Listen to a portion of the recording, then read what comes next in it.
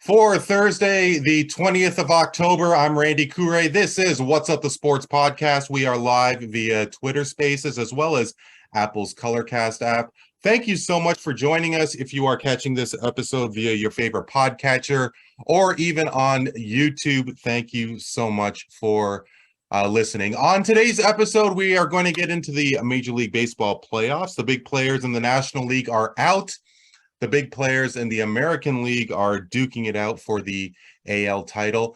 In the NFL, a few starting quarterbacks are expected to return for Week 7, of course, that being that under a lot of scrutiny. We're going to cover some NBA, and in rapid fire, we're going to talk a little John Daly, as well as the ongoing saga that is Commanders owner Daniel Snyder. It is a real treat to be joined by the three gentlemen who have assembled the roundtable for this evening, a familiar name to What's Up the Sports podcast.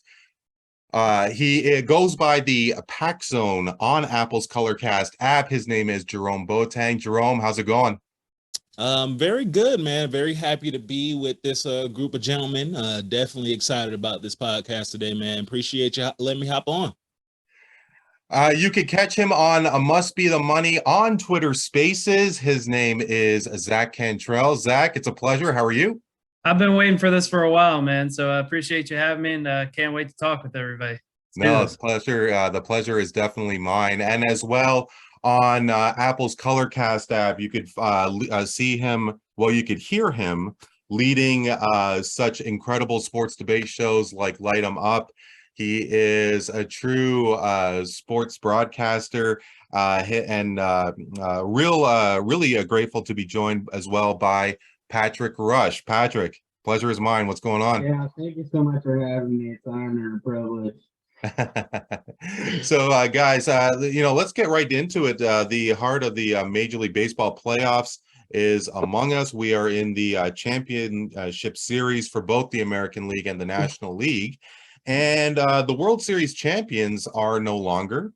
The perceived favorite, that being the LA Dodgers, are no longer. Philadelphia beat the Atlanta Braves, who were 14 games south, if you wanted to take a look at the regular season. As well, the San Diego Padres, minus Fernando Tatis and whatever kind of shell Juan Soto is, took care of the LA Dodgers, that a 22 win difference with the two teams from California. Zach, I guess we could start with yourself and the Padres defeating the Dodgers. How would you surmise that? I mean, is that one of the biggest upsets with regards to Major League Baseball? It seemed like the Dodgers were going to take it. There's no question about it. This team won 111 games in the regular season, second all time in the history of the National League, which, by the way, goes back beyond just the 20th century. It started in like the late 1800s or something like that. That's how long this has been going on. That the Dodgers have the second most wins of any team in that time. By the way, the team with the winningest all time was the Cubs on 116 in 1906. They didn't win the World Series either. But this team didn't even get to the World Series. They lost in the divisional round. And why it was so surprising is San Diego Padres had lost all 6 series they faced off against the Dodgers during the regular season, and they weren't close. Not only that, you're without Fernando Tatis Jr., who's obviously suspended because he took PEDs. So you're down your best player, and yes, you're still talented because you've got Juan Soto. You still have a really good lineup, but the Dodgers led all of baseball in total offense and runs scored, home runs, RBIs, you name it, and they led the league in ERA. I mean, they were pretty much the perfect regular season team, and everybody's picked to win the World Series, and the Padres were very fortunate to get in the playoffs, and nobody thought they were going to beat the Mets, let alone have a chance to even get to the Dodgers and potentially beat them. So, yeah, there's no doubt about it. This is one of the biggest upsets in the history of the Major League playoffs, because if anybody tells you that they thought the Padres are going to beat the Dodgers coming in, they're either a diehard Padres fan or a liar. You take a look at this Padres team, however, and you have the likes of Manny Machado. You have somebody like Yu Darvish, and let alone Fernando Tatis. Then you trade for Juan Soto. It just really does seem like a dream team. But I mean, I guess if you do want to focus on Tatis himself, I mean, here's a young guy who before he just completely went off the rails, was perceived to be one of the best players within the game. And, with him not being in the lineup, where do you think his value is? Because now, obviously, San Diego is married to that contract until your kids graduate from high school. But the reality is that he is not on the roster, and San Diego is making so much noise. Oh, he's still valuable. There's no question about it. You don't get better by losing Fernando Tatis Jr. It's just you figure out a way to overcome it. The Braves were able to do it last year when they lost Ronald Acuna. Did that make them a better team not having him? No, but they figured out a way to overcome it. Freddie Freeman was chief among them as far as the guys that were able to do that. But yeah, the Padres did build a good enough lineup, and there's enough star power that they were able to overcome not having Fernando Tatis Jr. And what we saw yesterday, and them able to come back from down 4-0. Who's to say they can't get to the World Series? The opportunity is certainly in front of them. I think the thing that surprised me was their staff that just badly outpitched the Dodgers staff. The Dodgers staff, as I mentioned, led the league in ERA, and they had like Julio Urias. They got 4 guys that were legit 15 wins starting pitchers, and none of them showed up really throughout the entire NLCS. So I won't say that losing Fernando Tatis made this team better. It's just the infrastructure, the lineup, everything was built to be able to overcome it. Well, and you want to talk about Ronald Acuna Jr. Another person you could add to that list would be a Bryce Harper, who in his first season after leaving Washington, I mean, they did okay as well, winning the World Series in that very first year. But Jerome, definitely would love to get your thoughts as a Georgia native who I'm sure definitely has a close affection to the Atlanta Braves. Of course, it was a Cinderella run, for lack of a better term, winning the World Series last year, but they did lose out to the Phillies. And we have seen this before where the regular season may be one thing, but the playoffs is just a completely different animal. Do you subscribe to that theory as well, or is it just really dumb luck where not only Philadelphia but San Diego had an earned the upset and won the respective series? Yeah, so the playoffs, especially in the Major League Baseball, the playoffs are really just weird like that, And I do think that, in a way, the regular season and the playoffs are a lot different in terms of just atmosphere and, just the stakes of everything. I do think when it comes to just like it matters how much momentum you're coming into the playoffs with. And it also matters just like maybe how motivated you are. Maybe that's not the right term because everyone's pretty motivated. But I'll just kind of give an example. Like last year, the Braves, they were super hot going into the postseason. Late April last season, all the way on, they were one of the best teams in the league, really. And they just rode that momentum all the way to a World Series.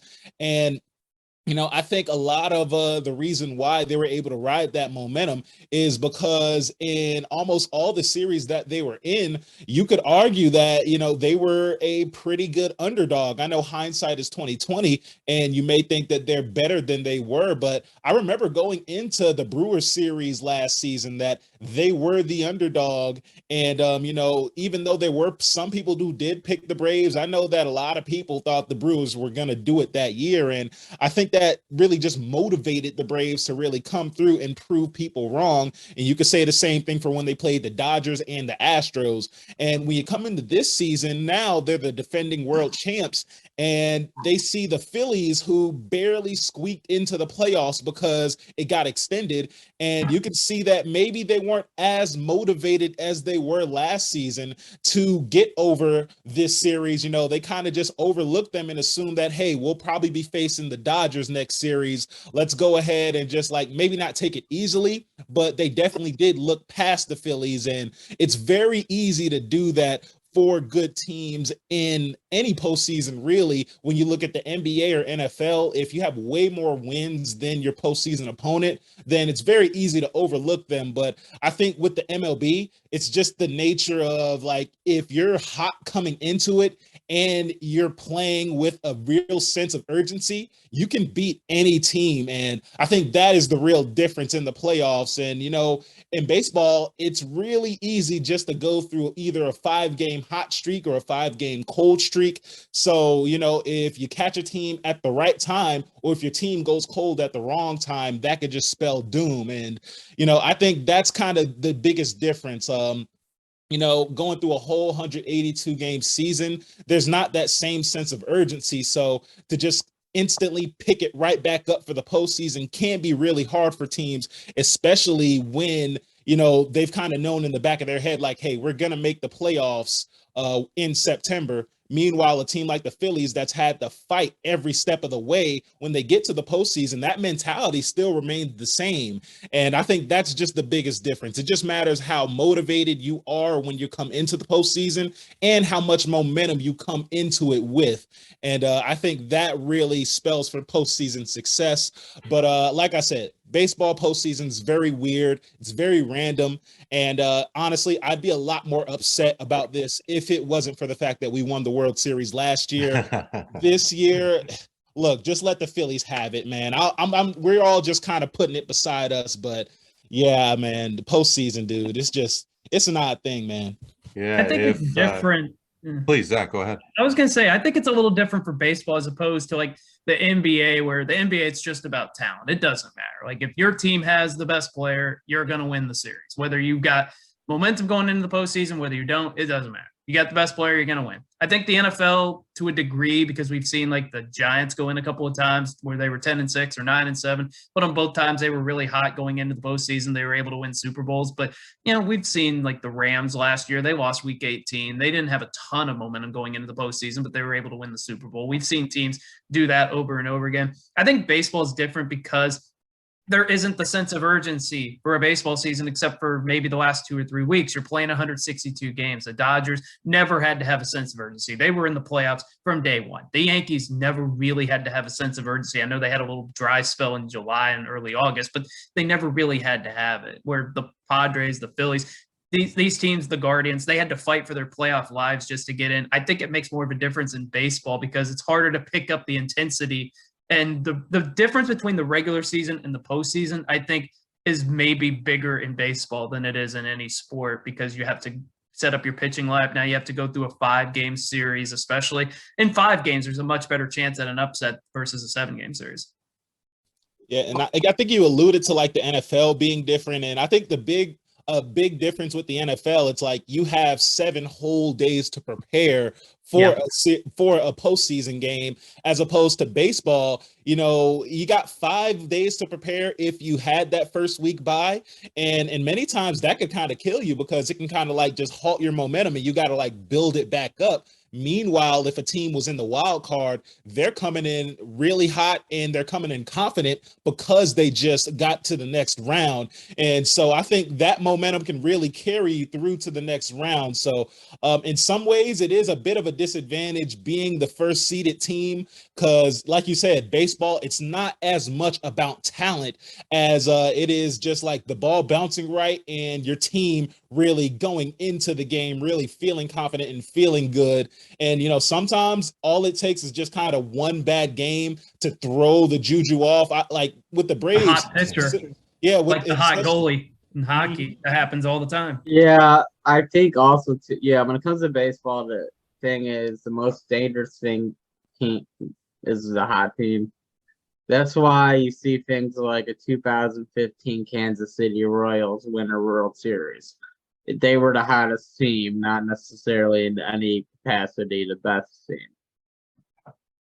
No, I mean, it definitely is a good point. And, as you all alluded to in terms of the best player, there's a number of players who are definitely getting paid as if they're the best player. I mean, you take a look at the top 5 contracts. And who knows? I may even be missing 1 or 2, but You have Bryce Harper at 330 million. You have Fernando Tatis at 340. Francisco Lindor at 341. Mookie Betts at 385. Mike Trout at 426. So then Juan Soto joins that club this offseason. Juan Soto. Julio Rodriguez signed a big ticket as well. And I just am really amazed. I mean, other than maybe Mookie Betts, the four that I just mentioned haven't really sniffed anything postseason wise. Is this kind of elevated contract going to continue, do you think, in Major League Baseball? I don't know if you guys remember, but in the NBA, they did have massive contracts. Like I can remember, if I'm not mistaken, Larry Johnson, who was big with the New York Knicks, but I believe while he was with Charlotte, signed a 12-year, $84 million contract, something that I thought, or was it 7 years at 84? And, you know, in the mid 90s, I mean, that's massive numbers.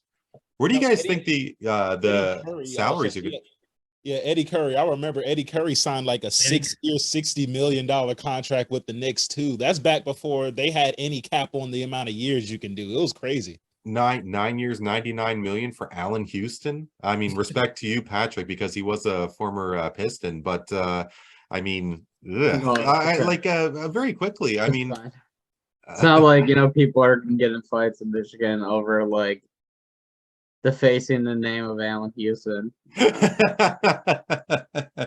But very quickly before we get into Aaron Judge, but I guess it does really tie in because Aaron Judge could have signed long term, but he did take this year to sort of prove his value, and he is the front runner for MVP. He had the most home runs in American League Baseball history. He had a batting average of around 315, and now he's just completely laying an egg in the postseason. I guess back to the original question, do you think that contracts are going to remain this way throughout Major League Baseball?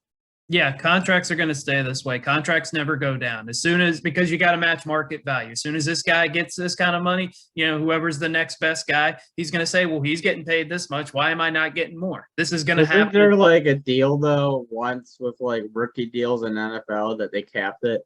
Yeah, NFL rookie deals because of Jamarcus Russell. He was the biggest example because he got paid $76 million before he ever took a snap. And the only thing he looked over, instead of his playbook, the only thing he looked over was maybe the menu at the Dunkin' Donuts that was right down the street. But I think contracts are just going to continue to go up, up, up. There's never going to be a moment where the Players Association of any sport is going to be like, you know what, guys, it's perfectly fine. We don't need as much money. Like the NFL, I think it's interesting because quarterbacks are now getting paid a ton of money, and it's getting harder to build teams around them because you're putting so much of your salary cap into the starting quarterback most of the time. I think with baseball, it's more manageable only because they have more experience of doing this. But at the same time, unless you're the Yankees or the Dodgers or the Astros, unless you have this kind of money, you're probably not going to be able to pay Francisco Lindor $340 million. Cleveland sure couldn't do that.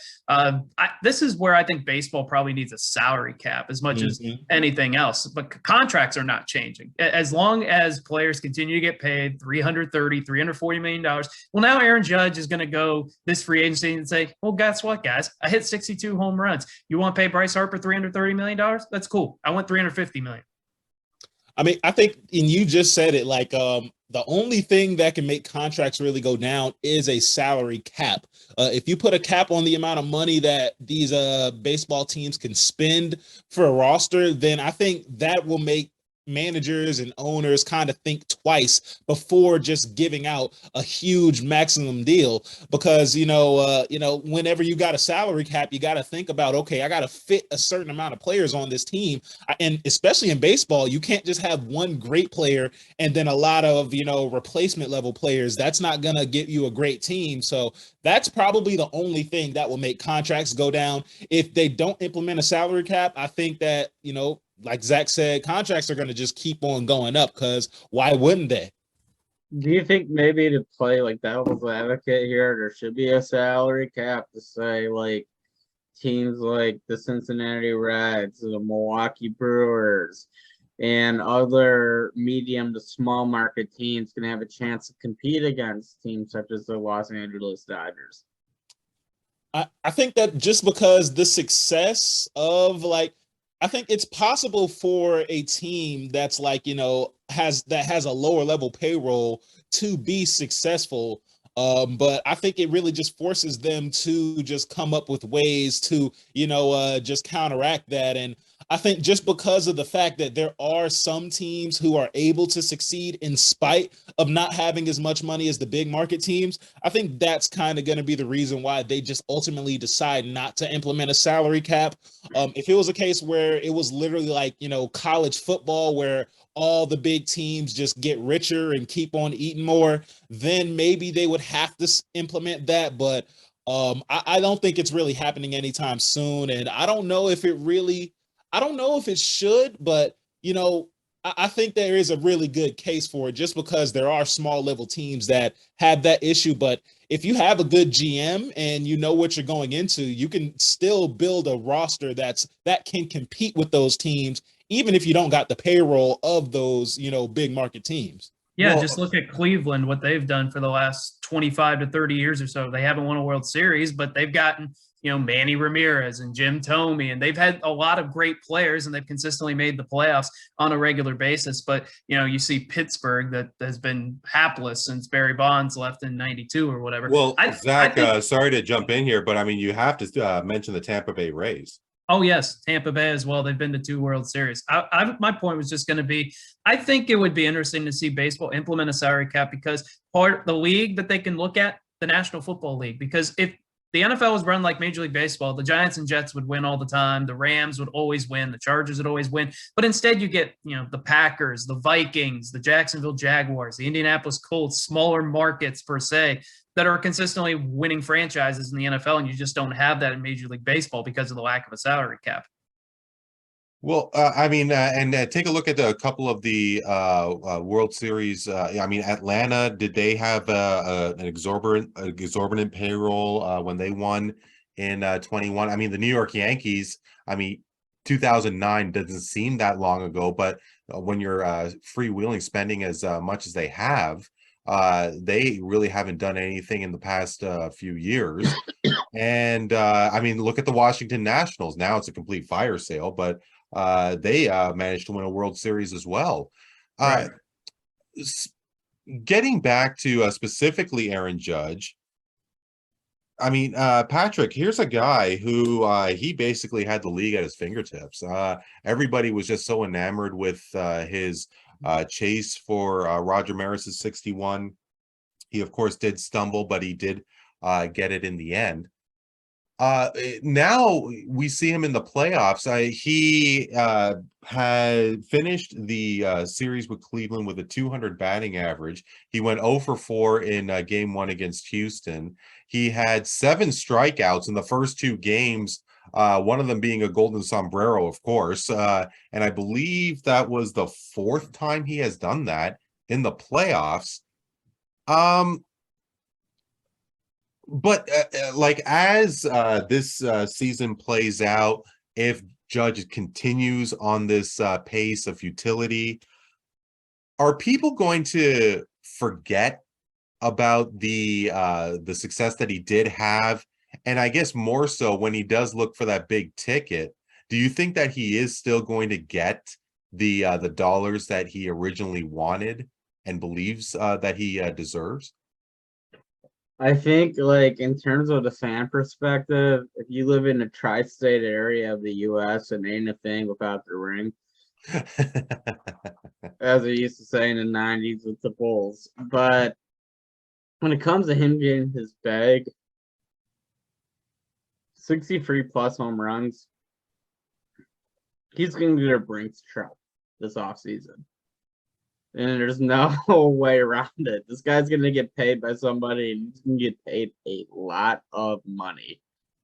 A lot of I guess it's anybody's guess to where he's going to sign. I just do not see him in another uniform other than the New York Yankees. The fact that he's being rumored to go to the Boston Red Sox, for example, he's a California guy. Zach, I mean, do you think that that anything is possible? That I mean, of course, anything is possible, but could it perhaps happen that Aaron Judge could entertain and maybe even sign with a different team? I think it's certainly possible because if he wanted to stay with the Yankees, he would have already signed the long-term deal. But then again, they've been a little bit far apart on that. Maybe Aaron Judge holds that against the Yankees when it comes to future negotiating. The Mets have been rumored for him. Obviously, basically, if you're a big name franchise or you have a ton of money, you've been rumored for him. I don't think, no matter what he does this postseason, no one's going to ever forget that he set the American League record and hit 62 home runs, and it's such a big story. And he's obviously going to get as much money as he wants. I don't think no matter what happens, if he doesn't get another hit the rest of the playoffs, those two things are still true. But I think I would say 70-30 he stays in New York. But would it shock me to see him in another uniform next year? Not really. Very interesting. Definitely remember when the Boston Red Sox won the World Series for that first time in 2004 after all those decades. Was it 84 years? And then the fan favorite Johnny Damon signed with those New York Yankees. Johnny Damon, with respect to him, I don't think is at the same class of someone like Aaron Judge, but there has been a precedent, if you will. So, guys, we'll make our way over to the gridiron, and definitely some key injuries and a lot of big news with the quarterback position over in Pittsburgh. The rookie Kenny Pickett did take the starting job from Mitchell Trubisky. I don't know if that's really saying a heck of a lot, but Pickett did have a concussion and experienced a concussion, and reports are saying that Pickett, as well as Tua Tagovailoa, but is expected to come back for Week 7. Jerome, Trubisky did lead those Steelers to a win against Tampa, and he did have a decent enough outing. I mean, he did enough to get the win. If you were the Steelers, what do you think they should do for Week 7? I mean, putting all of your eggs in a guy like Kenny Pickett, isn't that a little too soon? Well, I think the Steelers should do what they should have did Week 1, and that was start Kenny Pickett. Listen, I understand there is definitely risk in starting the rookie quarterback, and, he may not be ready, and, it may just be too soon. And I know how much the Steelers value Mike Tomlin's consecutive winning record streak, even though he's only won one Super Bowl with Bill Cowher's players. I get all that. But, if they still had, let's say, Big Ben decided to come back for one more year and they wanted to start Big Ben, that would make a little more sense to sit Kenny Pickett because, he has that, legacy there and he has that longevity. But this is Mitch Trubisky we're talking about. There really isn't that much of a difference between the play of a Kenny Pickett and a Mitch Trubisky. And even if you want to say it is a difference, how good are the Steelers really going to be with Kenny Pickett? Like the best possible outcome is maybe a 9-8 season, and maybe they get to the first round of the playoffs where they lose to the 2 seed. Go ahead, start your rookie quarterback. You have to find out how good these quarterbacks are as soon as possible. You can't have them sitting on the bench for 2 or 3 years and then, having them come in. It's not the mid 2000s anymore. It doesn't work like that, especially when there are this many great young quarterbacks coming into the league. If Kenny Pickett can't hack it and things go horribly wrong this year for the Steelers, at the very least, now they know, hey, let's go ahead and plan to have our new rookie quarterback come in, whether it's next year, although that would be a little bit soon, or in 2 years. They need to go ahead and make that plan, but you can't make those plans until you find out just how good Kenny Pickett is, because the upside with Trubisky really isn't as high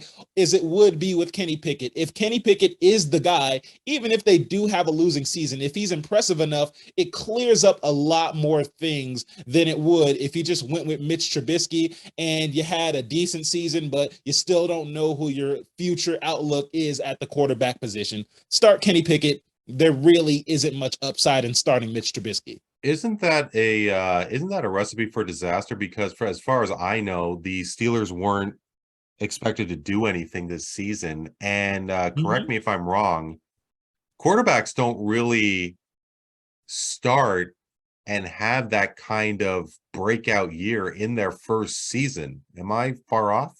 No, you're not too far off, but like I said, if he is that good, you have to find out. Like you can't, because I understand the fear is that you'll push him in too soon and you'll end up ruining him before he even has a chance. But with how the Steelers roster is set up, I mean, it's not like there's nothing to work with. He has receivers there to work with. He has Najee Harris, a really solid running back, and supposedly the defense is supposed to be good. They're one of the highest paid defenses in the league, but they haven't really played like it this year. But I think that they really need to go ahead and give Kenny Pickett that chance. I know Mitch Trubisky beat the mediocre Bucks. The Bucks are gonna barely make the playoffs this season, if that, because it looks like the Falcons are better than people expect. So who knows? But I'm not gonna put the fact that Trubisky beat a middle-aged quarterback and have him start over Kenny Pickett, because you also have to remember the first few games, Mitchell Trubisky still wasn't that great. I can understand if Mitch actually played well in his first few games, then okay, you just ride it out. That's the same logic the Falcons are using with Marcus Mariota. But in this scenario, Mitch Trubisky, he's had one good half. That's not enough to justify benching your rookie quarterback, but I feel like that's where the Steelers are going to lean, because they're one of those old school they're one of those old school teams who still, go by that logic of, resting or sitting the QB until they're ready to play. And, it's just going to mess up their future outlook of their team. But if I was the Steelers, I'd go ahead, give the rookie some run and find out if he can sink or swim. And if he sinks, then, hey, at least that, hey, we wasted this pick. Let's go get a good QB in here, another young QB in here. And, if he's as bad as, the worst possible outcome, there are definitely some good quarterbacks in this year's draft that the Steelers could go after, or even the next 2 years, there's going to be a lot more young quarterbacks in there. So I'm always a guy that likes to start the young quarterbacks, because you got to find out what they have before it's too late.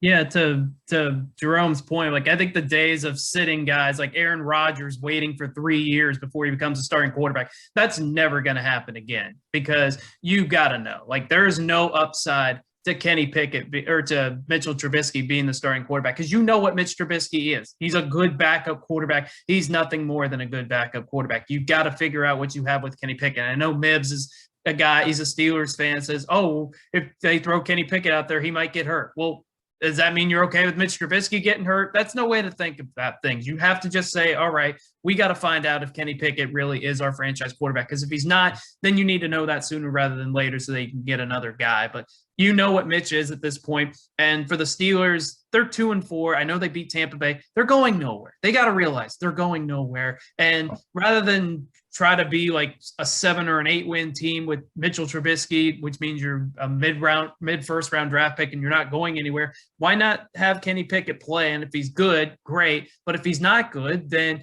you get a top 5 pick and you build from there. There's literally no downside to Kenny Pickett. I couldn't agree with both Jerome and Zach and Cantrell more on this. I think you need to find out, and you need to find out quickly. It's like the meme. You fuck around, you're gonna find out. And if they fuck around and pick it, they're gonna find out quick if he's good or not. Well, I guess the question for me is,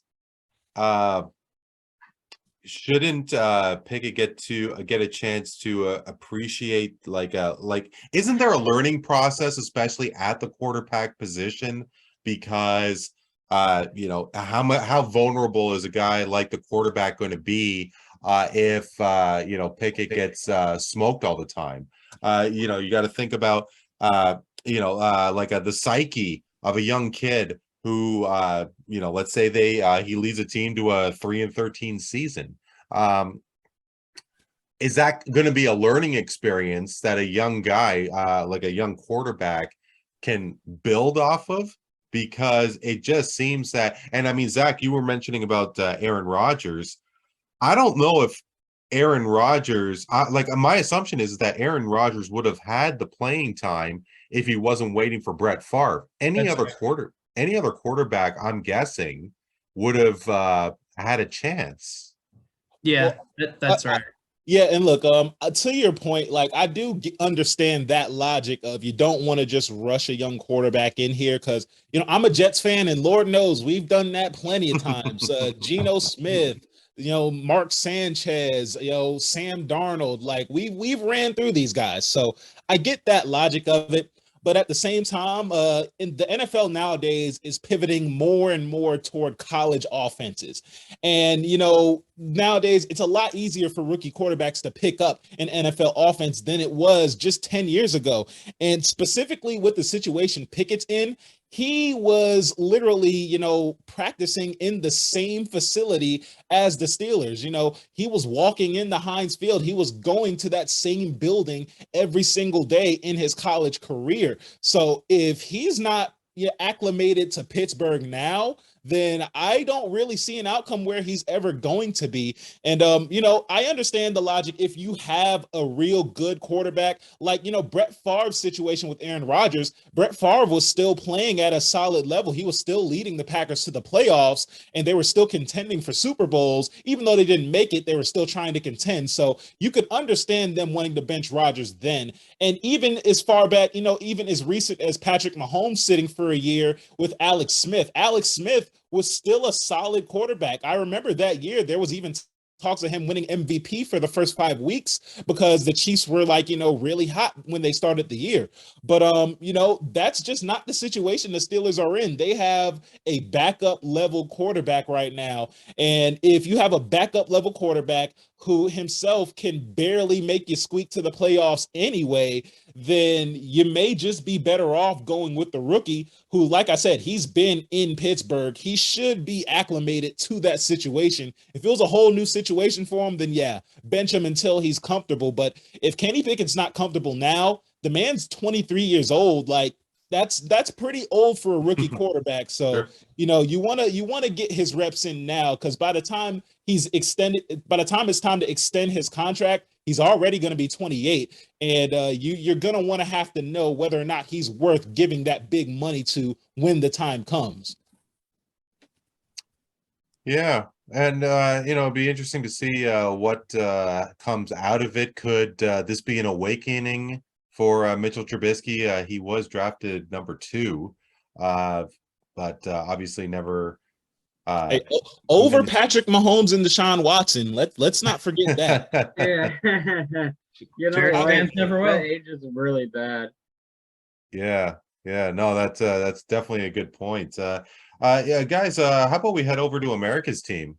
And the Dallas Cowboys had a lot riding on Dak Prescott, and he went down with a fractured thumb.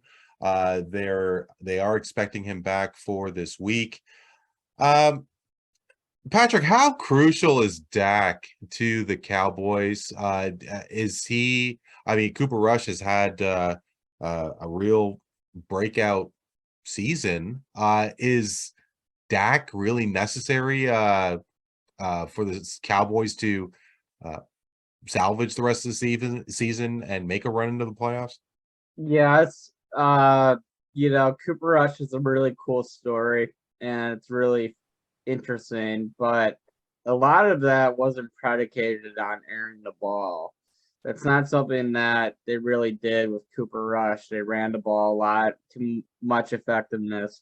But when you get Dak back in the game, you get an extra element to your offense. You can get your passing game and your wide receivers more involved.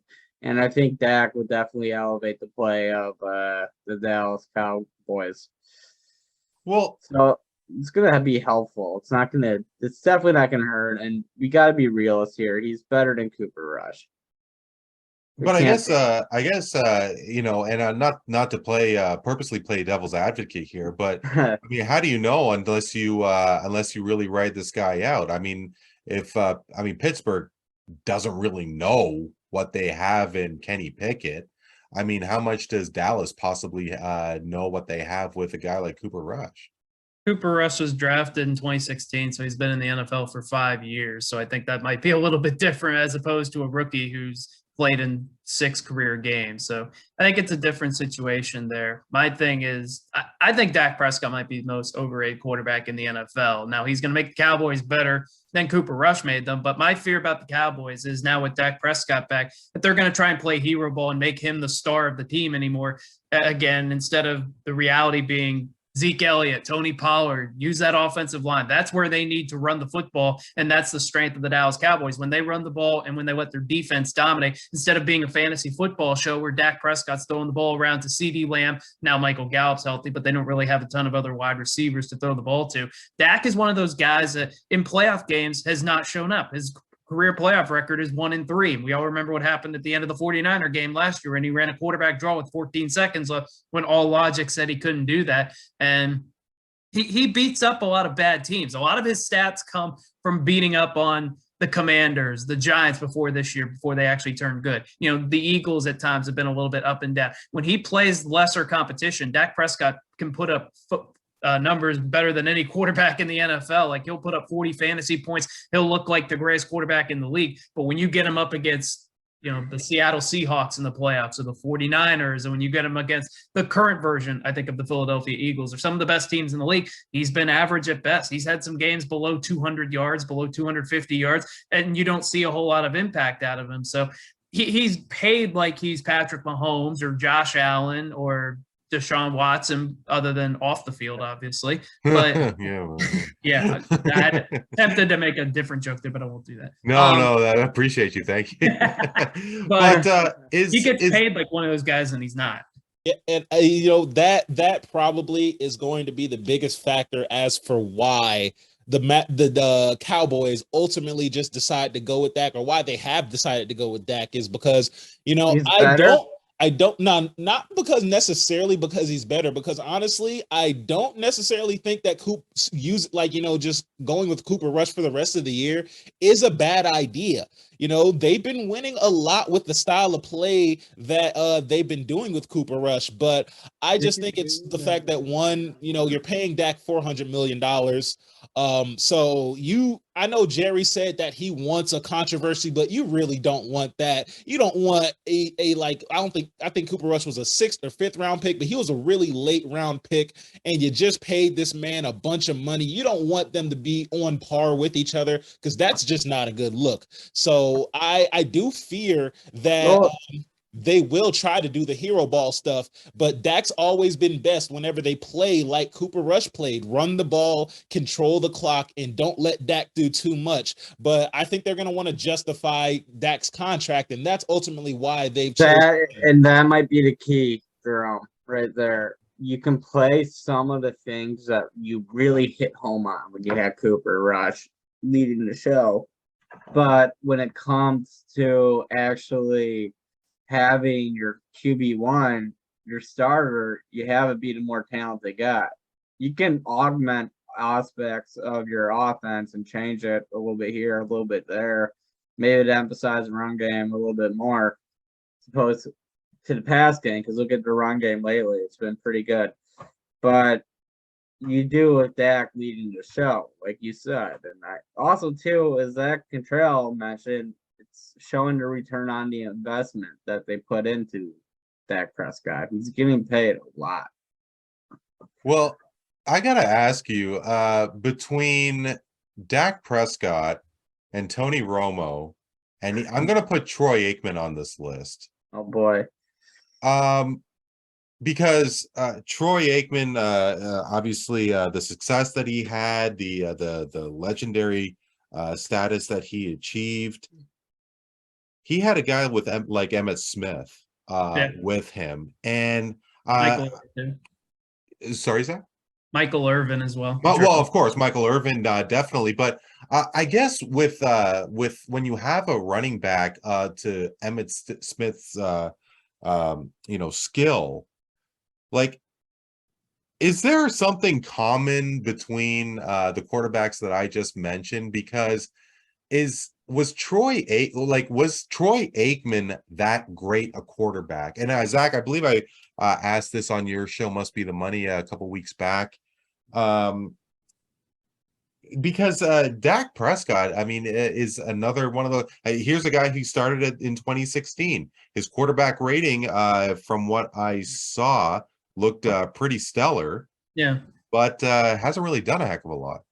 No, I think Troy Aikman was a guy that he was good in his role. His role was to throw the ball 25 times a game and hand the ball to Emmitt Smith 25 times a game. They were perfectly balanced. They had one of the best offensive lines in NFL history. So I don't know if Troy Aikman is an all-time great quarterback, but he did what the Cowboys needed him to do because the real strength of their team was running the ball. But we've seen with Tony Romo, they had good running games, but Tony Romo oftentimes was carrying bad teams to the point where they were having a chance to win the NFC East. Like everybody liked to blame Romo for throwing a bunch of interceptions in big games, but they wouldn't have gotten anywhere near those games if it weren't for Tony Romo. I think he's an underrated quarterback of the 2010s because of that. And with Dak, I think they try too hard to make the Cowboy quarterbacks the stars because they're out getting national commercials. In the case of Romo, he's on TV and he's a hell of a commentator now. But when you listen to him call a game now, you're like, why couldn't you have seen half that stuff when you were actually playing? Obviously it's a lot harder, but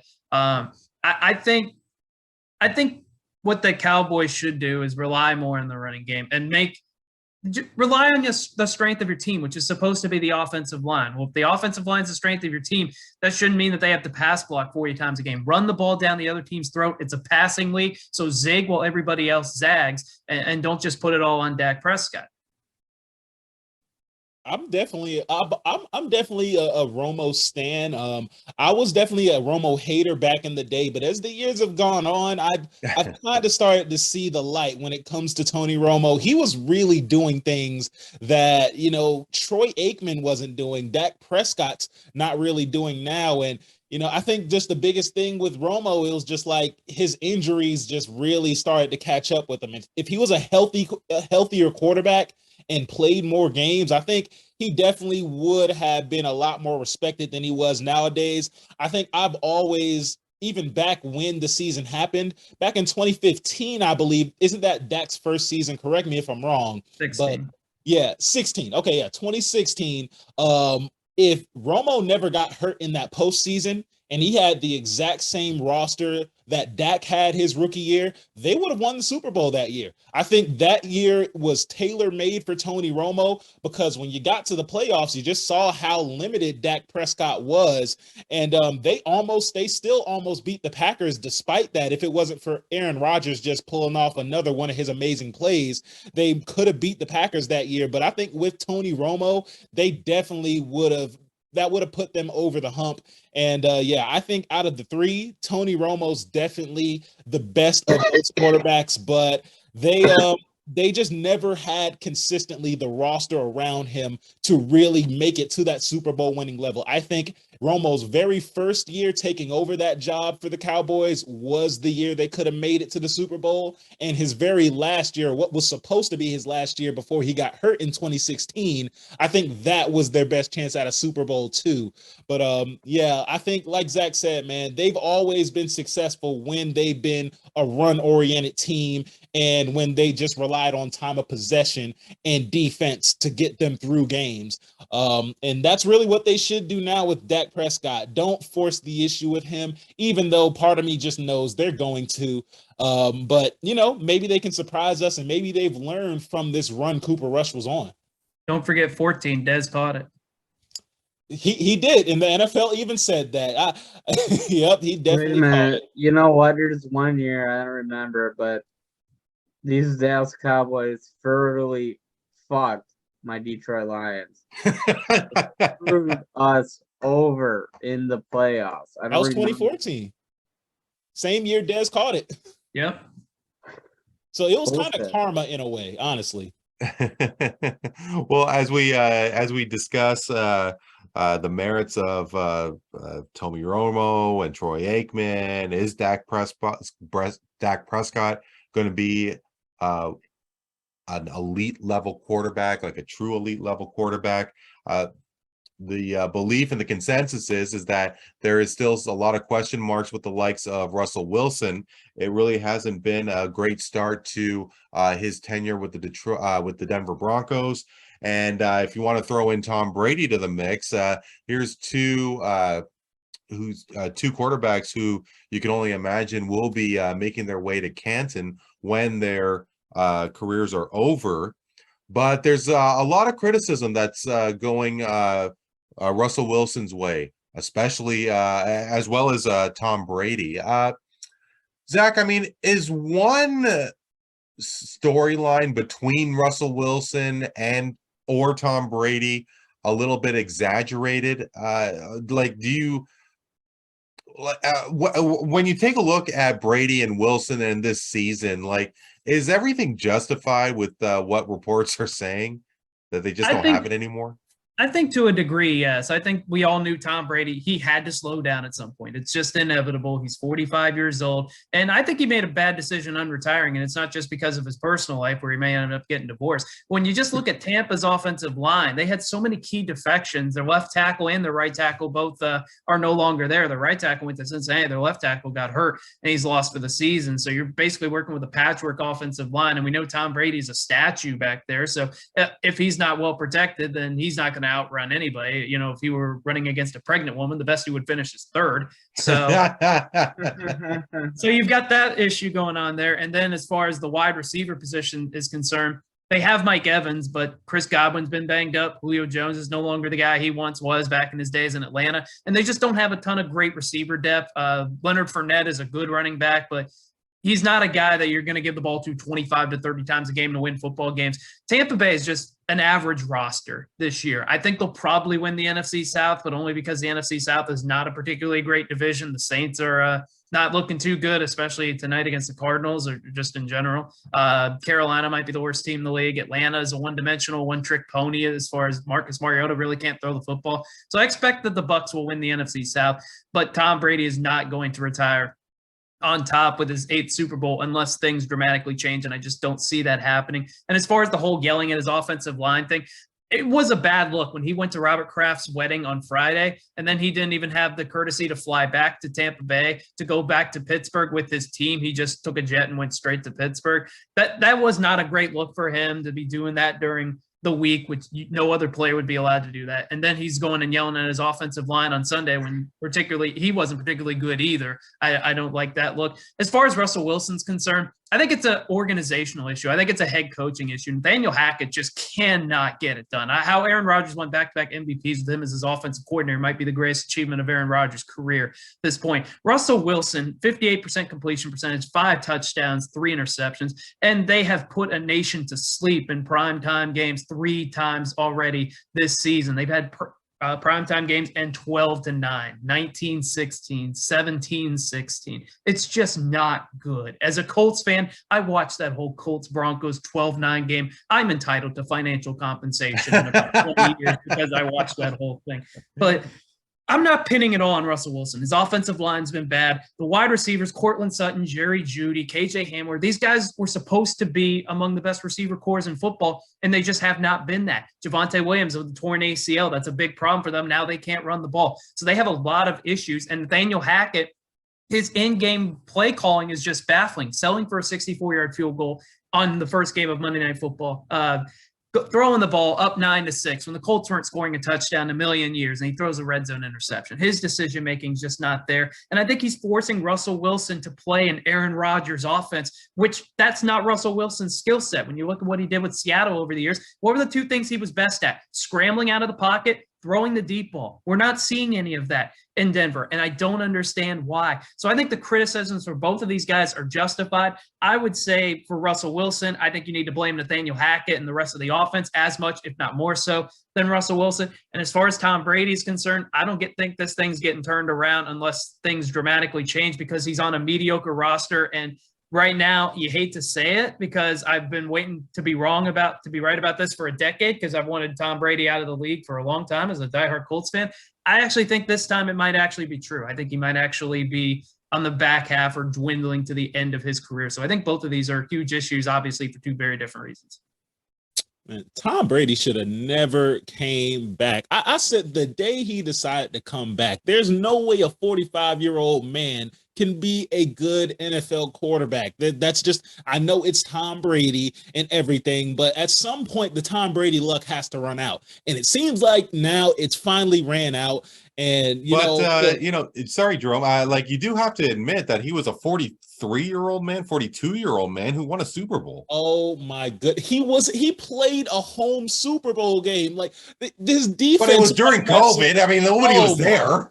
Oh my goodness. He's had so many breaks. And you know what? Look, I am I am a Brady hater. I self-identify as a Tom Brady hater. So you know what? If you want to take that and throw away my argument, fair enough. But I don't think that the Brady hate train, I don't think that the Brady story is overblown enough. Brady isn't trash though. That's the thing. Brady is still incredibly talented. He's always been a statue. He's about as mobile as a bar stool. But you know what? That boy can pass. He has an arm. What they have to do is really get healthy. That's what's in Tampa Bay's way, is their own injuries. That's good too. Yeah. That's do you think I'm just completely pulling a name out of thin air, but do you think a guy like Odell Beckham Jr. could help? He can't hurt. I mean, outside of Mike Evans, they don't really have a wide receiver that you can count on right now. And the thing about Odell Beckham is he stretches the field. Just look at the difference with the Los Angeles Rams right now. They had Cooper Kupp on one side a year ago, and they had Odell Beckham on the other side. Odell Beckham was the vertical threat that made everybody have to respect that. And nowadays, what you're doing is you're playing soft coverage. You're allowing Cooper Kupp to catch underneath passes, but you're not allowing anything after the catch. And they don't really fear Allen Robinson beating them over the top. They don't fear anybody beating them over the top because they don't have Odell Beckham. And I think he would fit in perfectly with Tampa Bay because he has wanted to play with a great quarterback like Tom Brady for a long time. And Tom Brady just wants to win at this point. If he can deal with Antonio Brown coming in with all his drama, he sure as hell can deal with Odell Beckham, who doesn't have nearly the drama of Antonio Brown. And we all know Odell Beckham is super talented. And if he's healthy, that's the biggest thing. If he's healthy, he's still a very good number 2 receiver that can take some pressure off of Mike Evans. So if he ends up in Tampa Bay, I think that would be a big help. Yeah, and just one more thing. I do want to talk about Russell Wilson real quick. I got a little sympathy for Russell Wilson. I think it is a little too overblown. Obviously, he hasn't been up to his standard, and I think that's clear, especially considering he just got a massive contract. But, you look at everything going on around that offense. You can't just put the blame squarely on the quarterback. I think that the Broncos need to get rid of Nathaniel Hackett yesterday. He should not be coaching this team right now, even if it's just 1 year. Like, just go ahead and get rid of him. The sooner, the better you can possibly turn this season around. I think that, when you said the Colts game, just the one image that flashed into my mind was a receiver caught the ball and kicked it and dropped it. He kicked the ball out of his hands. I've never seen that before. And it kind of confirmed to me that the Broncos are just trolling their fans this year. And I feel bad for Russell Wilson because he's just kind of caught in the crosshairs of that. The Broncos are trolling their fans. I don't know what they did to deserve it, but they just need to get rid of Nathaniel Hackett as soon as possible and, get anyone else in there, anyone that can do a replacement level job. And I think things will turn around in Denver. They still have a solid defense. Their defense has been making life hard on the other teams. That's why all their games have been close. But I think it is overblown when it comes to Russell Wilson. I still think that he can be a solid quarterback in this league, even if he's not at the level he was in Seattle. Well, definitely some interesting storylines out of from the gridiron. And as we make our way, guys, to the hard court, definitely some interesting storylines happening out of Brooklyn. It wasn't really a great start to their season. They got absolutely smoked by the New Orleans Pelicans last night. Taking a look at the stat lines here, as New Orleans did take it by 22 points. Ben Simmons had 4 points in 23 minutes. Kevin Durant did have 32, but was a minus 23 with regards to his plus minus. Kyrie Irving 6 for 19 for 15 points. Patrick, What Yeah. do you think the Brooklyn Nets are going to do this season? Do you think with everything that did take place during the summer, do you think that they're going to be able to brush it off and have a strong year? I think we're gonna finish is marginally better than they did last year. So by that is last year they were I believe 7th seed by way of playing. They were able to surpass the Cavs because really the Cavs were in the playing because of Jared Allen's injury. They should have been a playoff team outright, but that's neither here nor there. I see the Nets projected as being a 6th seed going into the playoffs. I think they're good enough to avoid that play-in. They have too much talent, and I think eventually they'll figure out like some sort of point forward or like kind of like off-brand Draymond role for like Ben Simmons. I think the addition of Royce O'Neal's helpful. I don't think they're championship caliber. I don't think that they're Eastern Conference Finals caliber. I think their ceiling is like the second round. A strong second round showing, maybe like 7 games perhaps, but a second round exit. Yeah, you guys all know my feelings about Ben Simmons, so we don't need to get into that. Well, for those who aren't aware, Zach, please do share. Ben Simmons has the weakest mind of any so-called superstar in the NBA because this guy is afraid of shooting. This guy is just a weak offensive player. You know, he's a good passer, and that's the shame of it. He's a very, very good passer, but he can't even develop a jump shot. He's, 6 years into the NBA at this point? He doesn't have a passable 15-footer, let alone the ability to shoot threes in an era where three-point shooting is so important. And then he's out trolling people, making threes in preseason games when there's no pressure on him, but he won't even dunk in a playoff game when it's wide open in front of him. He's just in his own head at this point, and I think he's the weakest superstar of any player in the NBA, and he's going to be one of the biggest reasons why the Brooklyn Nets are going no further than the second round. You've got Kevin Durant, Kyrie Irving, and Ben Simmons, all very talented players, but the problem is, in order to be a great team, you have to have a leader. The problem is all 3 of those guys are known followers. Kyrie has never been a leader throughout his career. Kevin Durant followed Steph Curry out to Golden State. Ben Simmons is obviously a leader of nobody throughout this stage of their career. So if you don't have anybody on your squad that is a bona fide leader, where are you going? Because who's going to want to take the big shot at the end of the game? Whoa. And you're going to tell me that Kyrie and Kevin Durant all of a sudden in one little offseason after they both wanted traded, now everything's totally cool and nothing really changed? I just don't see it. That's something else that I think is harder to decipher. Okay, when it's like what the questions that RC Millen asked me, I could look at the roster and I could think, okay, this is good enough at the very least to be a 6th seed. But in terms of their vibes and what's going on in the locker room, I'm really interested in the whole dynamic. Is Steve Nash on a hot seat, or is everything cool? Is Kyrie gonna leave after the season? What's Kevin Durant thinking about his decision to make kind of a quasi amends with Josiah and the ownership group of the Brooklyn Nets? So there's a lot of variables that are off of the hardwood that trickle down into hardwood play and the conscience of the players. So I'm curious about what's going on in the ethos of the Brooklyn Nets locker room and upper management. Now, Randy, when we did the Atlantic Division preview, do you remember what I said would happen with the Brooklyn Nets? I don't. Okay, let me go ahead and remind you, man. So the Brooklyn Nets, they have a really wide range of possibilities. I think they could either be a play team or they could potentially be one of the top 3 seeds in the East. Right.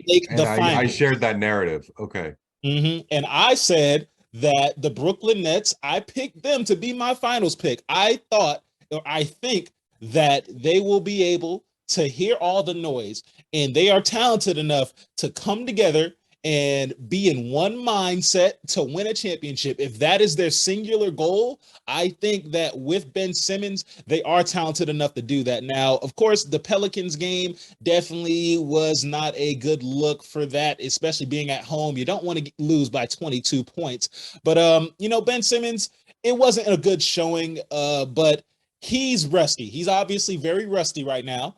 And I think that once he gets his legs under him, once he gets comfortable in an NBA setting once again, the defense is still really solid. Royce O'Neal, of course, is a big help when it comes to that. And the passing's really good. I just think they kind of have to get down the dynamics of the team. If Ben Simmons is the facilitator, I think it would work a lot more just because he's a guy that can just kind of set the table for everybody and, be able to find room for a Kevin Durant and a Kyrie Irving. I still believe in their high-end talent, and I know it's a good possibility that I could be 100% wrong on this, but their high-end talent, is a lot better than a lot of people's. If everyone comes together in one mindset and plays up to their potential, they're still a really hard team to beat. So this game was not a good look. It says a lot more about the Pelicans than it does the Brooklyn Nets. I think the Pelicans look really, really good, like after that game. But Brooklyn, they got some stuff to work out, but I think they can still work it out. And I still think they will represent the East in the finals. I don't know if they'll win it, but I think they will make it to the finals. Well, definitely with what. Wait. Can we repeat? Have you ever watched that show, Deep Rewind on SB Nation? No. Oh, yeah, I've seen that on YouTube. Yeah, on YouTube. I've watched it. Yeah, okay, great. Can you go back? Did you say NBA Finals? I think that they will make the NBA Finals, the Brooklyn Nets. There will be some rough patches. There will be rough patches. There will be people doubting them. You guys are already clearly out on them. But I believe in that talent. I think, especially after last season, they can't go out sad like they did last year. And I think like I said, I think they're going to have one clear mindset. If they want all their goals to come true, if Kyrie wants his max contract, he's going to have to win a championship. And I think that Ben Simmons wants to prove everybody wrong who's been talking crap about him for 2 years. KD wants to show everybody that he could lead a team to a championship. And if they all can just come together and figure out a way to mesh together, I think that they will make it to the finals. I don't think they'll win it, depending on who makes it in the Western Conference. I just think there's too many good teams in the East to get past. I just think Milwaukee's better. I think Boston's better. I don't think the Nets are getting to the finals because the talent's there, but I just don't think those personalities will pair well together at all. I don't know. Maybe Heat. I think they have, Jerome said something I've been telling people every time they ask me this question about the Nets. And I think that they have a team so Jerome and I actually have a similar opinion. They're a team that can be anything from a play-in to a champion. Mm-hmm. Yeah, I agree with that. There is no way of telling which route they could go, and they could go a route in between, like a second round exit, which I project them doing because I think that's the most logical. Although they have definitely the championship contender caliber roster. We haven't even mentioned TJ Warren coming in. That should be a help. Well, yeah, I mean, TJ Warren, along with Joe Harris, along with Seth Curry, those three didn't play, but and that will definitely be a help because those who they did have in their place, I mean, it really can hold. They really don't have any sort of wherewithal to be a key player off the bench. So. Maybe things might improve when those injuries, when those players get back from injury, but definitely not a good start in Brooklyn. Guys, we will keep it within the Atlantic for a moment, and definitely the Boston Celtics have a lot of expectations. They did make the finals last year. The summer was a real tire fire with everything that happened with their head coach, Ime Udoka. He is not coaching this season because of a suspension, which involved a female staffer on his team and the relationship that they did have. Jerome, where do you see Boston? We did have the Atlantic preview a few days ago, but remind us again where you think Boston's going to finish up. I did say that Boston, they're going to take a bit of a step back, just with everything going on with their head coach and, just this offseason. I think early on, they may have just a bit of a rough patch, but I don't know, that first game, I know one game overreactions are a bit frowned upon, but that was really impressive. It really impressed me how they were able to play the first game. Malcolm Brogdon is definitely going to add a new dimension to that team.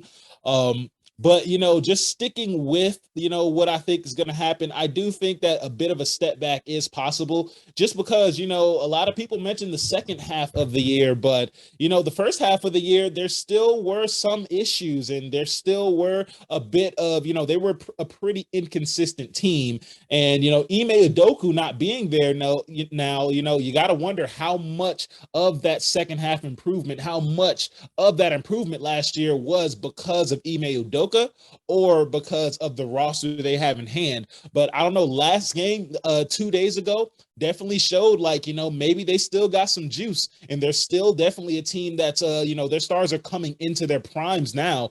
So I think there's a chance I may be wrong on this one, but just sticking with my guns, I still think that they're around possibly a 50-win team, maybe like high 40s is where I'll go. I think they still may take a step back in the regular season, but the first game, very impressive from the start. Really enjoyed watching it.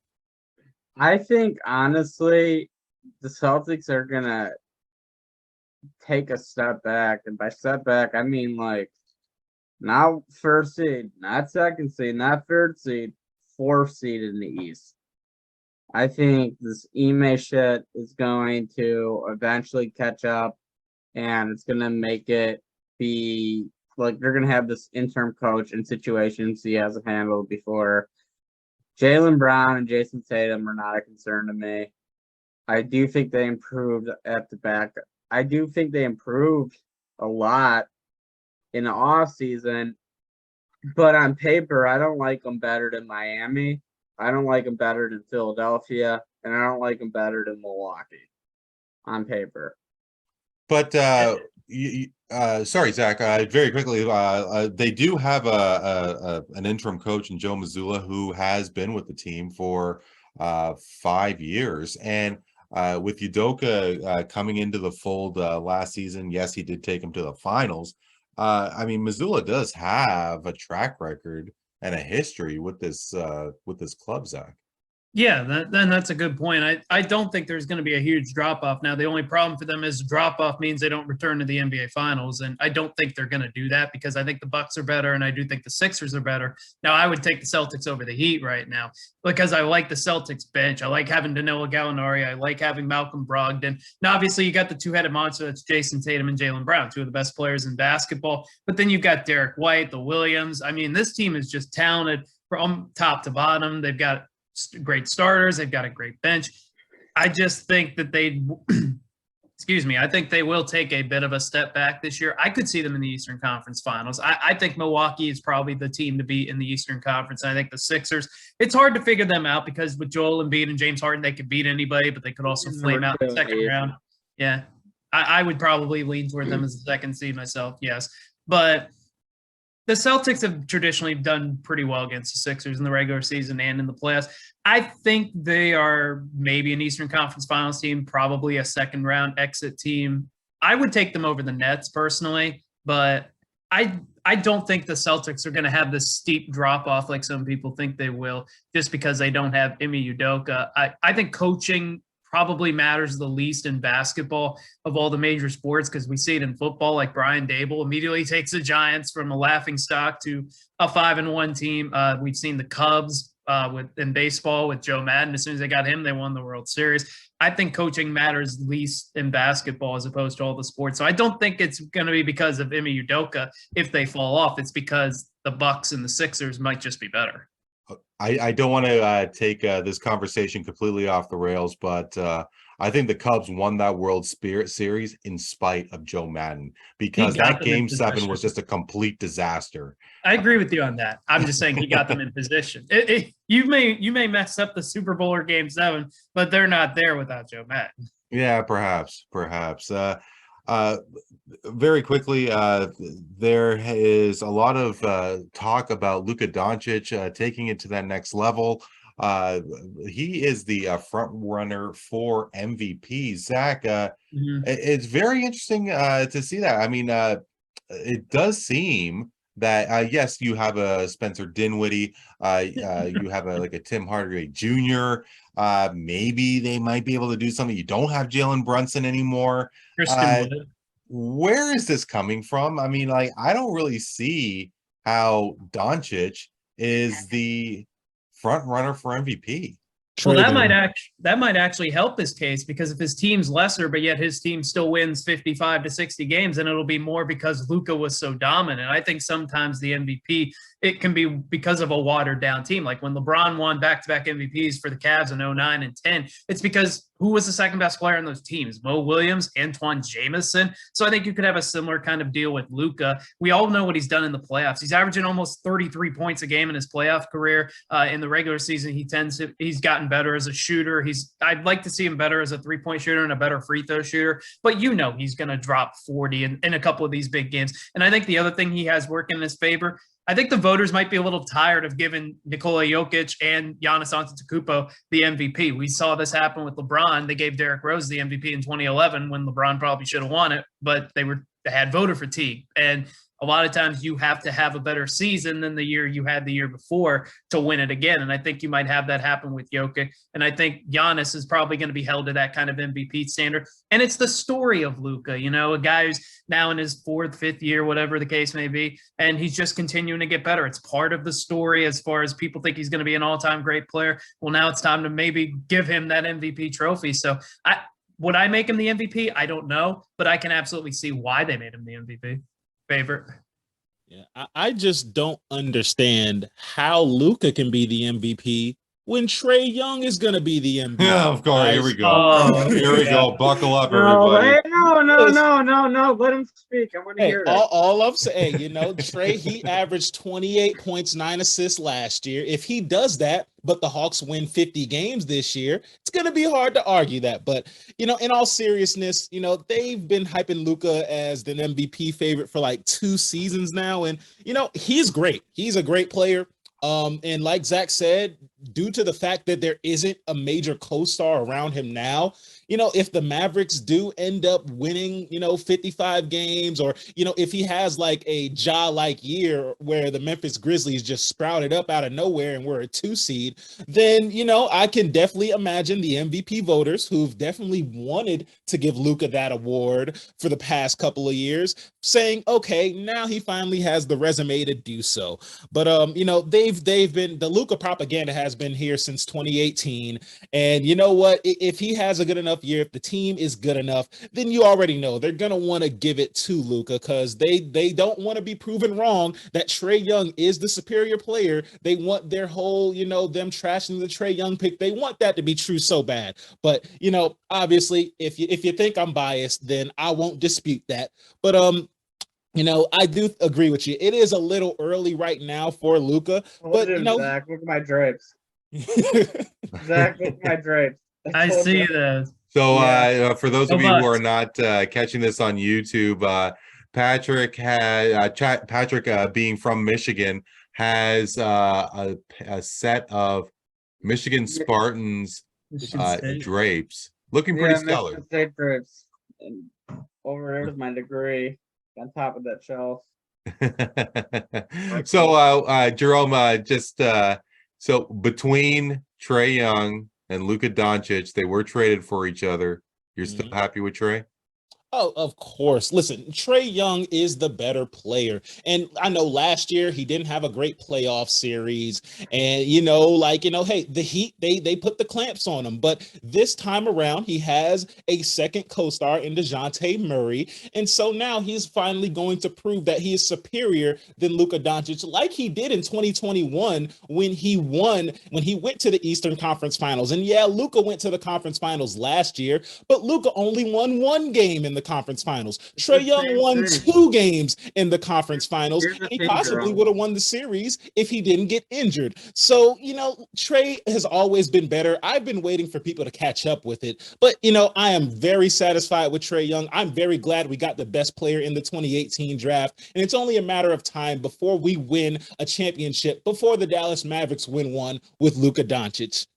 I hope that next championship for the Mavericks or the next championship for the Hawks is against each other. Absolutely. Because those two players are intrinsically linked because of the draft day trade that happened on 2018 between them. There's always going to be that storyline that connects Trae Young and Luka Doncic. And the cool thing about that in the NBA, the land of unscripted drama, is that they're both really good, which makes it more fun, this pseudo rivalry between the two of them. Yeah, no, absolutely.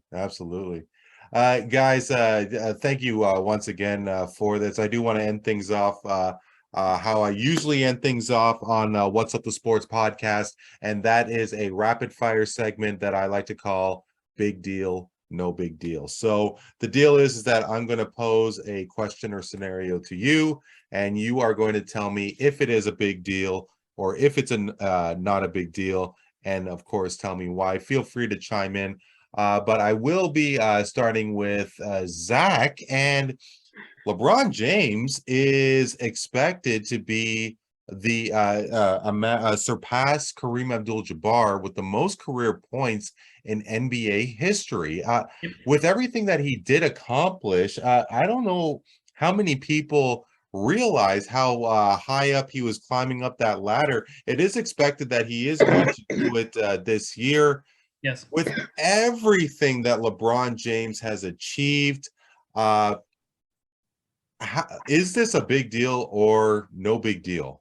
This is absolutely a big deal. He's the leading scorer of anybody to ever pick up a basketball in the history of humankind. And the thing is, he's averaged 25 or more for 18 consecutive seasons. That's something that's never going to happen again. I mean, he's played 20 years. That in itself is an unbelievable accomplishment because Kareem, Kobe, Vince Carter, those are really the only guys that have ever done it. And you think about this for LeBron, 2 things. Number one, we always say, who's the greatest basketball player of all time? Most say Michael Jordan. Well, this will be a big cap in LeBron's argument to say he is the leading scorer in the history of basketball, and it's going to happen this year. I think it's projected to happen in January, but he will have a statistical thing to point to, and he can say, yes, I am the greatest person to ever do this. Therefore, I'm in the conversation as the greatest player of all time. Kareem Abdul Jabbar is in the conversation for the greatest player of all time, partially because he's the leading scorer of all time. LeBron's going to be able to take that from him at some point this season. I just don't know how to sum it up more than thousands, hundreds of thousands or millions of people picked up a basketball in their life, and LeBron James is going to score more points than every one of them, despite the fact he was the number 1 pick in the draft, despite the fact that he was the guy that couldn't possibly live up to the hype, and he surpassed all the hype possible. And think about this, guys. The best trait LeBron has is passing. He's not known as a scorer the way that Kevin Durant is known as a scorer, the way Michael Jordan is known as a scorer, or Kobe is known as a scorer. Nobody thinks of LeBron as one of the greatest scorers of all time, and yet he's going to score more points than anybody in the history of basketball. This cannot possibly be a bigger deal. This is one of those records that may never get broken in NBA history because you'd have to average 25 a game for 18, 19 straight seasons, and I just don't know who is ever going to be able to do that. Well, that part I could definitely agree with. The reason why I bring this up, asking if it's a big deal or no big deal, is because for the longest time, Karl Malone was the second most within this category. Yeah. And Karl Malone is definitely if you want to put him in legendary status, that's one thing. But in terms of top five, how many people would have had a guy like Karl Malone in their top five in NBA history? I am going to say not a lot of people.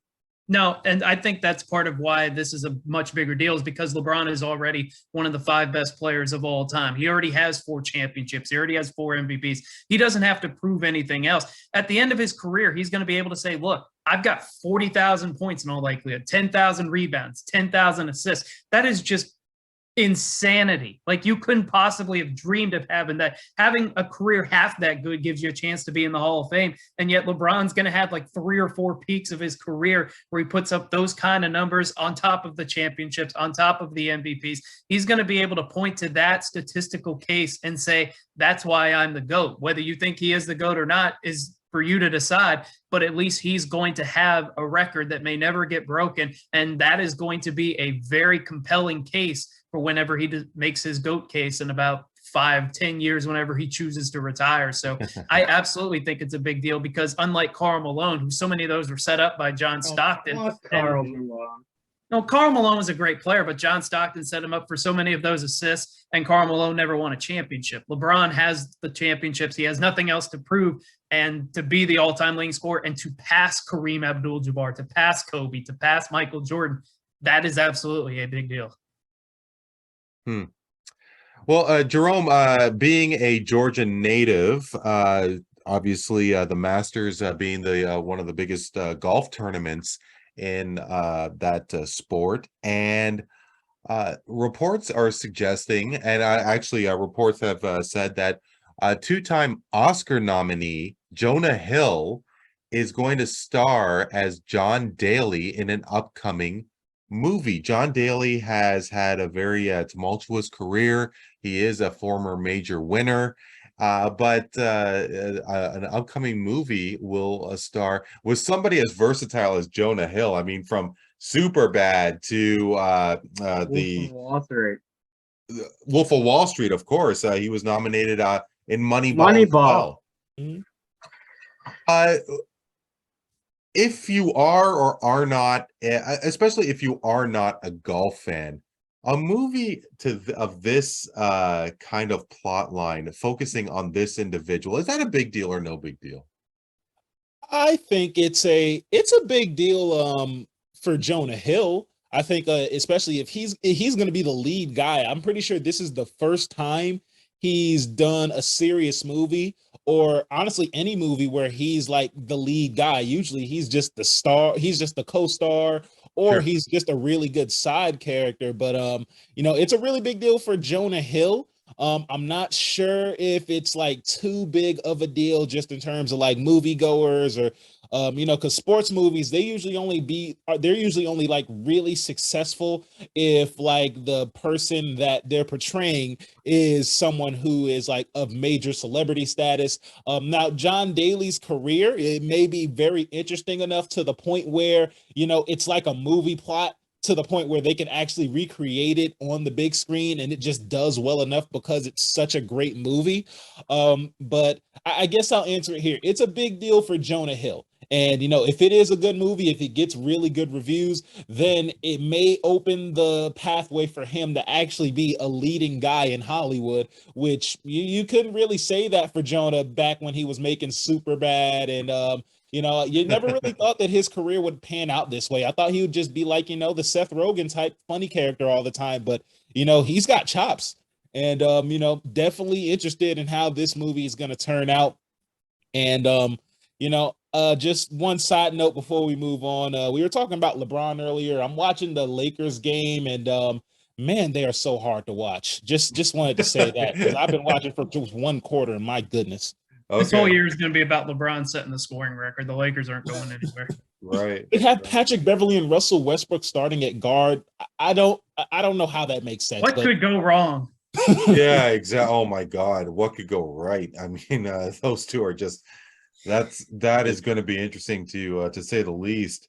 I guess when you for 4 guys like us, big sports fans, maybe hindsight being what it is, maybe we could have seen the father of Serena and Venus Williams have a movie. Maybe it would have. Maybe I guess we would have easily thought that the movie would have been focused on the sisters themselves, not so much in terms of daddy. But did I, for one, ever think that the mother of Tanya Harding could develop into an Oscar-winning role for Allison Janney? No, not even close.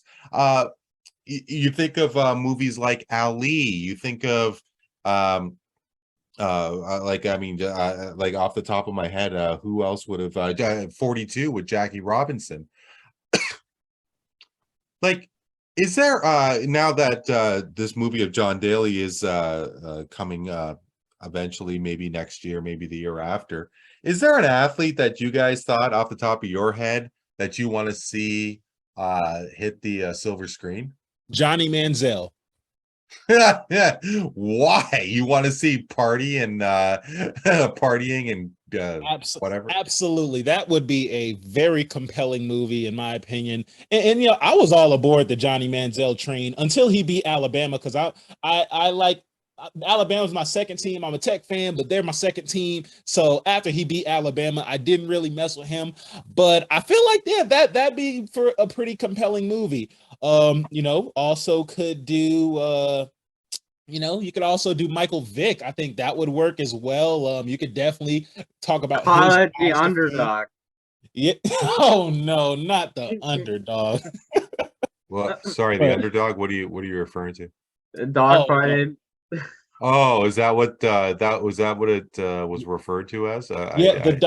Michael Vick had the whole dog fighting. Of course, thing. He was yeah. in jail for 2 years, man. But I think that would also add to the narrative, because after he went to jail, you could go over how he reformed himself and why he was even in that situation in the first place, the people around him.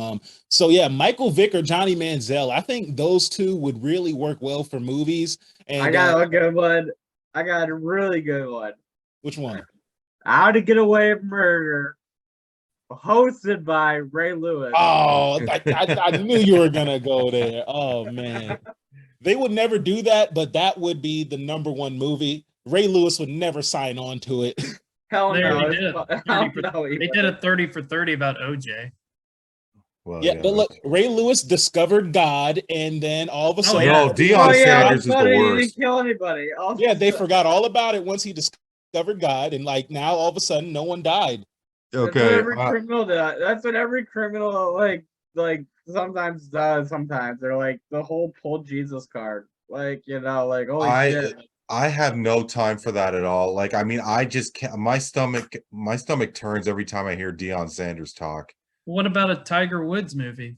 Because he was like the first black golfer that really made it famous. He made golf popular among people younger than 70 years old. Like anybody of our generation would tune in to watch the Masters if Tiger was in contention or any other golf tournament. I think Barry Bonds would be interesting too, because he set the home run record while everybody hates him because he supposedly took PEDs, although he never tested positive for it and all that kind of stuff. I think he would be a fascinating subject. I think a good 30 for 30 would be the rise and fall of color casts. Unfortunately, it would get viewed by about 20 people. It would crash midway through the movie. Yeah, exactly. Okay, wait a minute. One word answer. You don't have to give me an explanation why. But between Tiger Woods, between Mike Tyson, between Kobe Bryant, you have to pick one movie to watch. And let's say that they were all epic storylines and everything. Which movie would you watch? Kobe Bryant. Kobe? I gotta go with Kobe. Yeah. I love his work ethic. He inspires me, just because how hard he works. And I come from kind of a I'm college educated, but I come from a blue collar background. So work ethic is something that's instilled in you. So I always admire with Kobe being Bryant the fact that he was no stranger to hard work.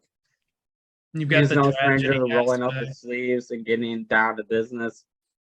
And I would like to see more of the inside of his psyche and why he worked so hard, why he was so driven. Yeah. No, you know what? With respect to Kobe, I think I would be more intrigued to see Tiger Woods, and I really hope that the storyline doesn't, you know, ignore the whatever shit happened with his wife and the cheating and so on. But I want to hear all about the sex scandals. That'd be more interesting than the golf. Let's be honest. Sex scandals are fascinating to me. Like, honestly. Finally, Daniel Snyder. He is the owner of the Washington Commanders and has never been shy for developing very controversial views. I mean, it seemed that he was extremely reluctant to change the team name from the Redskins. Now, out of nowhere, he has made it known that he has enough quote unquote dirt to blow up the whole league. Patrick, Daniel Snyder and this apparent information that could apparently turn the league on its side. Is that a big deal or no big deal? It's no big deal. It's a bluff. He's full of shit. And it's going to be really apparent once people press him to play this card. You know, I can hire Jerome, Zach, and you, and say, I got a team that digged up some dirt, you know, on Jerry Jones and like a whole bunch of people, but it could just be some of my boys. Like, what do we know that his attorneys digged up?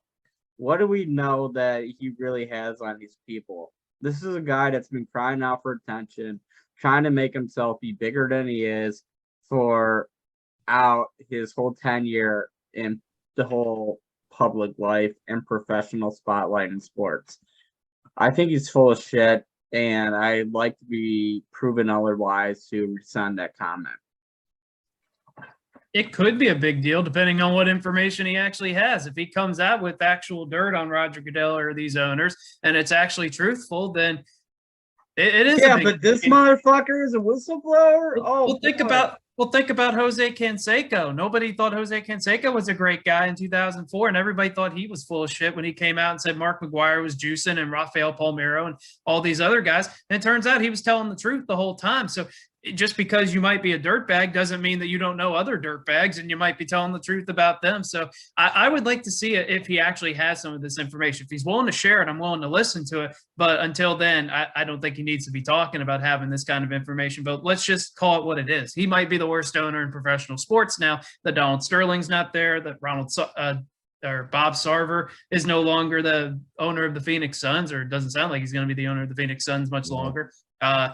This guy rips off people on a regular basis. He has like sexual harassment problems going on at the workplace, and now he's defrauding people. Other than that, he's doing a great job. He's turned off an entire generation of Washington fans. This is one of the model franchises in all of professional sports for like the 1980s on, because they won 3 Super Bowls and they were regularly in contention. And throughout our lifetime, they've been an absolute joke of a franchise. And he's the lead guy because he signs free agents he shouldn't. He goes and hires the wrong coaches, and he's just a horrible person. I've yet to hear anybody say anything good about him, but it could be a big deal if the dirt that he has is accurate. And remember the Jose Canseco analogy, because don't write it off just so quickly and say, oh, well, because he's a bad guy, he can't possibly have information. Well, a lot of times the bad guys are the ones that have the most information. I think the what I would debate is that not a lot of people think that the big wigs of the NFL, including Roger Goodell, are a bunch of choir boys in the first place.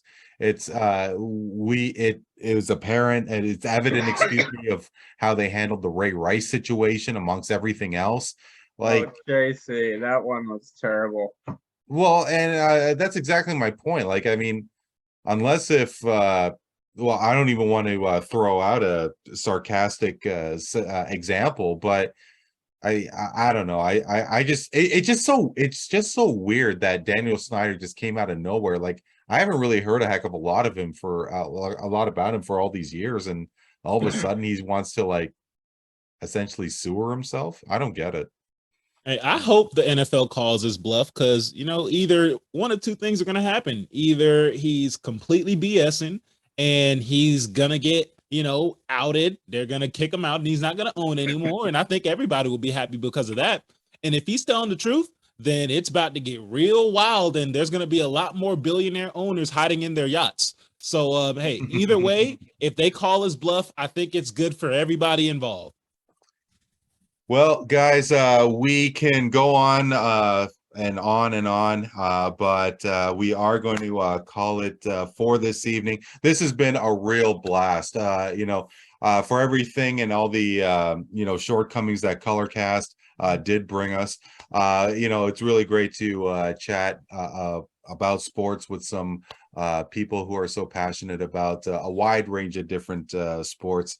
To Jerome Boateng, to Zach Cantrell, to Patrick Ruch. Very quickly, Zach, you host a consistent show, Must Be the Money, on Monday and Thursday at 6 p.m. Eastern time on Twitter Spaces. Do you have any idea of what you may be talking about on Monday? Or like you do a couple of other projects on the side as well, is that correct? Yeah, I do a couple of projects on the side. I do Flamin' Hot Mondays on Monday mornings with Armchair, where we recap the NFL games from the previous day and give Flamin' Hot takes as indicated by the title of the show. And then usually on Friday nights, I do a college football show with Spencer Jarvis. All this is done at 9 o'clock. This is all done on Twitter Spaces. So make sure you check us all out. And I appreciate any viewership I get. And I look forward to having you back on there soon. And Patrick, I know, is a regular, and Jerome, I'd like to get you on there too. This is a whole lot of fun, guys. I appreciate RC. I appreciate you having me on. I look forward to coming back on the show pretty soon. No, thank you so much, Patrick. You do a show, Patrick's Happy Hour. That is at 5 o'clock on Colorcast, and you also have a couple of projects as well. Yeah, I do. Maybe too many. So I do Patrick's Happy Hour just from 5 p.m. to 6 p.m. Eastern Time on the Dine app that is Colorcast. And I have Patrick's After Hours, which comes up sporadically, occasionally on Twitter Spaces or on Colorcast. I have Light 'em Up, which all three of you have participated on. It's a debate show that's Wednesdays at 7 p.m. Eastern Time. I have the Hot Box, which is bi-weeklies at Wednesdays at 9 p.m. Sometimes me and Zach will host that. And of course, Steve McBride.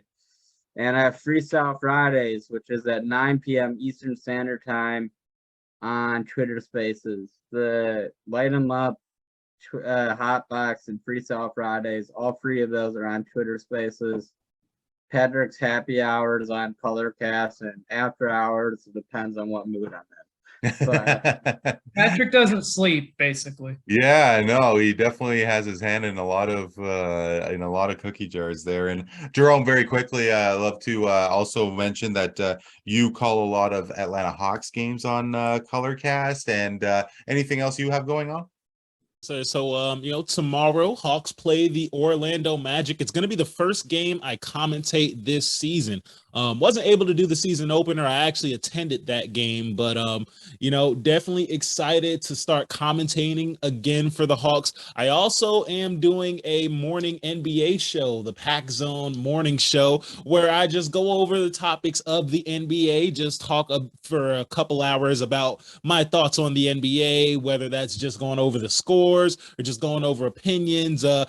Tomorrow I will be doing a Pack Zone show, just going in depth with the Hawks season opener, as well as reviewing the two games that are on today, the Bucks versus Sixers. The Bucks just beat the Sixers in a really good game, and the LA Clippers and LA Lakers are duking it out right now. So I'll just recap both of those games, as well as finally finish my season preview, the Southeast Division. So it's going to be a very, very packed show, tomorrow morning. Can't promise you that it's going to be at a specific time. If you have Colorcast, just, if you're up in the morning times, just go ahead and see if you see that notification. And, if you see me, go ahead and hop in. I'll let you talk for a little bit. Or if you just want to listen to my voice, that's awesome too. But definitely am going to be commentating as many Hawks games as I can. I do have a job, and, hey, it's hard to do every single game, but, I am commentating Hawks games, and, coming on what is up podcast with Randy. So, appreciate you having me on, man. No, it's the pleasure. Like I said in the very beginning, the pleasure is definitely mine. To Jerome Boateng, Zach Cantrell, Patrick Ruch, thank you so much. Really appreciate it. Of course, man. Absolutely. Appreciate It's it. an honor and privilege. Thank you. My name is Randy Kure. This is What's Up the Sports Podcast, and we will talk to you next time.